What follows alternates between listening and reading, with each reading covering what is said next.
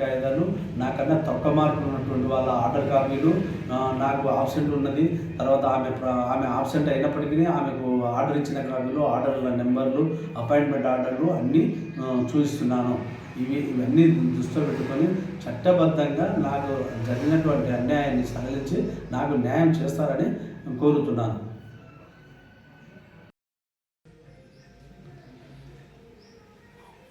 ఇప్పుడు ఈరోజు ప్రజా వాయిస్ న్యూస్ వాళ్ళకు ధన్యవాదాలు తెలుపుకుంటున్నాను. నా యొక్క సమస్యను వార్తల్లోకి తీసుకొచ్చి చేసినందుకు వాళ్ళకు మరీ ధన్యవాదాలు తెలుపుకుంటున్నాను. నా పేరు బాపూజీ గౌడు, మా తండ్రి పేరు పక్కీరయ్య గౌడు. మాది వీపనగండ్ల ప్రాపర్, వీపనగండ్ల మండలం చెందినవాడిని. నేను 10th క్లాస్ వరకు ఊరిలో చదివి వీపనగండ్లో చదువుకున్నాను. ఇంటర్మీడియట్, డిగ్రీ, బీఎడ్ మామూలులో చదివినాను.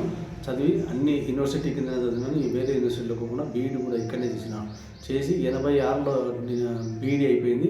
89లో డిఎస్సి పెడితే డిఎస్సిలో అటెండ్ అయ్యి అప్లై చేసి రిటన్ టెస్ట్, ఓరల్ టెస్ట్ రాసినాను. డిఎస్సిలో నా నెంబరు 1495 నెంబరును నేను రిటన్ టెస్ట్ రాసి ఓరల్ టెస్ట్ అటెండ్ అయ్యి ఓరల్ టెస్ట్ రాసి నాకు 49.2 మార్కులు వచ్చినవి. వస్తే ఆ మెరిట్ కన్నా తక్కువ ఉన్న వాళ్ళకు చాలామందికి ఇచ్చిండ్రు.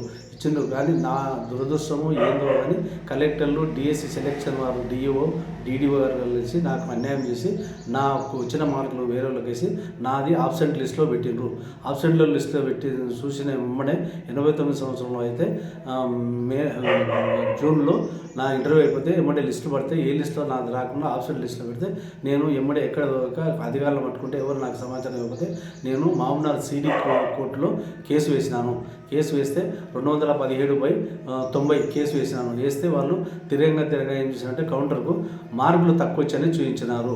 డిఓ గారు కొత్తగా నా కొరకు రికార్డు సృష్టించి దాన్ని తెచ్చి మార్కులు తక్కువ వచ్చాయని చూపించారు. 38.2 మార్కులు వచ్చినట్టు చూపించారు. రాత పరీక్షలు, రిటన్ టెస్ట్లో కలిపి దాన్ని అట్లే పెట్టుకొని కౌంటర్లో వచ్చి అక్కడికైనా అంతకన్నా తక్కువ మార్కులు వచ్చిన వాళ్ళు కూడా ఇచ్చారు. నేను కోర్టులో ప్రొడ్యూస్ చేశాను.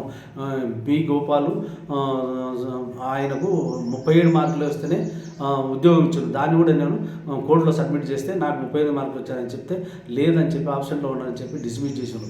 చేసి దాన్ని అట్లే పెట్టాక నేను అదే పనిగా ఆఫీసుల చుట్టూ తిరుగుతూ ట్రిబ్యునల్కి పోయినా హైకోర్టుకు పోయినా ఎక్కడ పోయినా నాకు నేను చూపిన ఆధారాల ప్రకారం హైకోర్టు కూడా నాకు ఆర్డర్ ఇచ్చింది. ఆర్డర్ ఇస్తే దాన్ని ఇంప్లిమెంటేషన్ చేయమంటే చేయకపోయేసరికి నేను ఛాలెంజ్ కేసు నడుస్తూనే ఉంది, పెండింగ్లో ఉంది. ఎటువంటి నోటీసులకు కూడా వాళ్ళు డిఓ ఆఫీసు వాళ్ళు సమాచారం ఇవ్వకుండా కోర్టును కాలయాపన చేస్తే నేను ఇంతటితో ఆగకుండా లోకాయుక్త పోయి అక్కడ అధికారులను సంప్రదిస్తే వాళ్ళు నాకు న్యాయం చేస్తారని ఇప్పుడు వాళ్ళు అధికారులకు నోటీసులు ఇచ్చారు. నేను చూపిన ఆధారాల ప్రకారం నా వాదన కరెక్ట్ అని చెప్పి నమ్మి వాళ్ళు డిఓ ఆఫీసు వాళ్ళకు మన డిఎస్సి సెలెక్షన్ కమిటీ వారికి వాళ్ళు నోటీసులు పంపడం జరిగింది. రేపు ఫిబ్రవరి 17వ తారీఖు నాడు ఒరిజినల్ రికార్డు తీసుకొని అటెండ్ కామని హాజరు కామని మన లోకాయుక్త ఆఫీసు వాళ్ళు చెప్పినారు.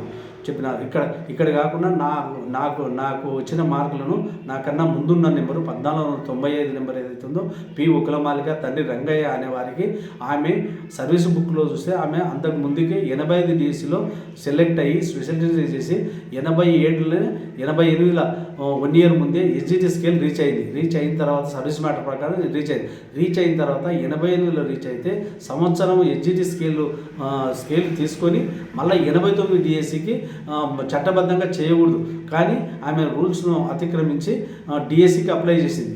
అప్పుడు ఆమె డిగ్రీ ఆమె పోస్ట్ వచ్చినప్పుడు టీటీసీ మీద వచ్చింది 85లో. తర్వాత ఏం చేసింది, డిగ్రీ చేసుకుంటా ఇక్కడ జడ్చర్ల కాలేజీలో degree BSc BZC English medium చేస్తూ first year, second year, third year మొత్తం కంటిన్యూ చేసింది. అక్కడ జాబ్ చేసింది, ఇక్కడ డిగ్రీ చదివింది. ఆమె ఏ విధంగా చదివిందో అది అధికారులకే తెలవాలి. తర్వాత ఆమెను ఎవరు ఎంక్వైరీ చేస్తారు, నేను అన్ని ఆధారాలు చూపుతాను.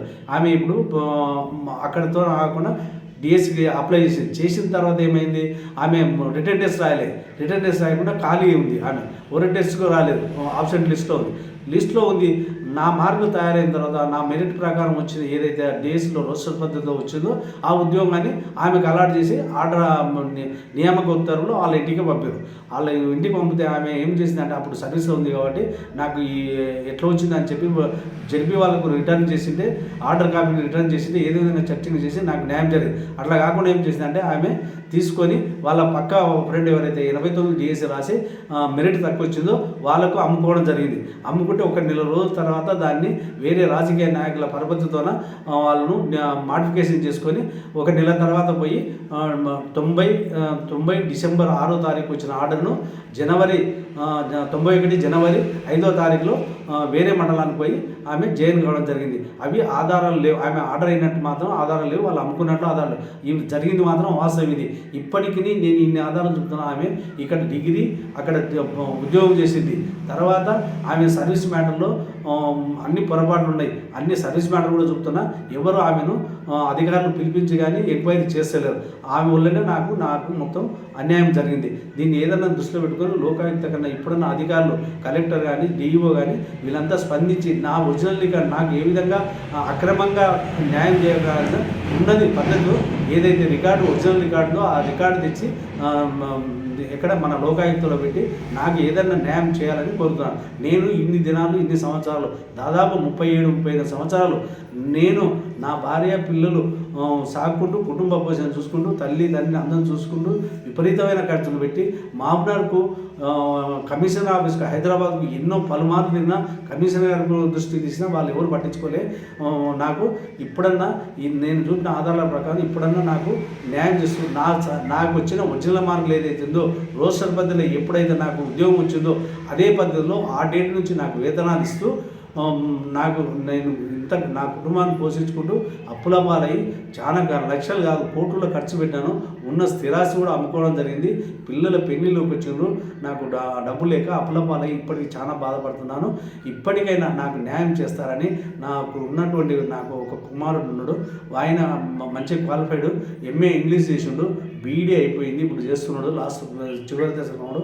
అతనికన్నా నా ఉద్యోగం నాకు జరిగిన అన్యాయం నాకు వేతనాలు ఇస్తూ నష్టపరిహారం ఇస్తూ నా కొడుకుకు ఉద్యోగం ఇవ్వాలని కోరుతున్నాను. ఇప్పటికన్నా ఈ అధికారులు లోకాయుక్తకు పోయినా వాళ్ళే నాకు దిక్కు, వాళ్ళ నుంచి అన్న మేలు జరుగుతుంది.